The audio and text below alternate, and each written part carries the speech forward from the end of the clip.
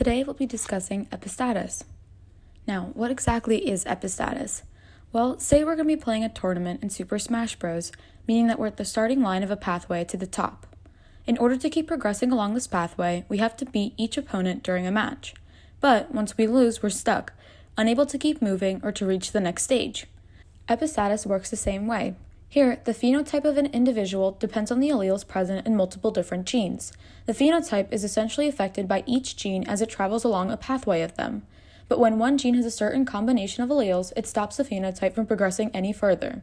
Alleles that are on the later genes don't matter, the same way that what happens later in the tournament doesn't affect the outcome of your match.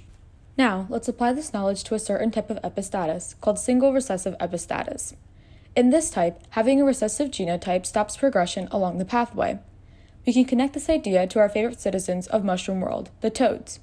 Let's say gene 1 with alleles big A and little a, and gene 2 with alleles big B and little b influence the color of the toads through single recessive epistatus. Our pathway will look like this. How will different genotypes affect the phenotype of the toad? Well, any genotype with big A means that our toad has the enzyme A, which will cause him to move to the next color in the pathway.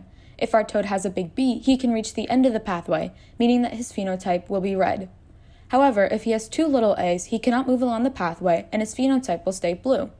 Notice that his genotype in gene 2 has no effect on his phenotype.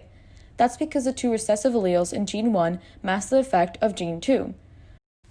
Hopefully what you've realized is that in this case, multiple genotypes can result in the same phenotype. A toad with the genotype little a, little b, will look the same as a toad with the genotype little a, big B, because both genotypes stop at the same point in the pathway. Let's take a look at an example. Say we're crossing two toads that are heterozygous for both genes. What will our phenotypes look like? When we make our cross, we can see that 9 of our offspring will be red because they have a big A and also a big B. 3 of our offspring will have a big A and 2 little b's, meaning that these toads will be yellow. Finally, any toads with 2 little a's will be blue because, with no enzyme A, they cannot progress along the pathway. Therefore, our ratio will be 9 red, 3 yellow, and 4 blue. Let's take a look at another cross. Our parents have these genotypes.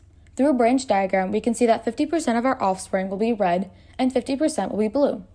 Why? These offspring all have big A and a big B, meaning that they're going straight to the end of the pathway, which results in the red phenotype. 2 of these genotypes have 2 little a's, meaning that they are unable to continue along the pathway and will remain blue toads. Therefore, for this cross, the ratio will be 8 blue and 8 red toads. Basically, epistatus is an interaction between two genes and can result in different genotypes having the same phenotype.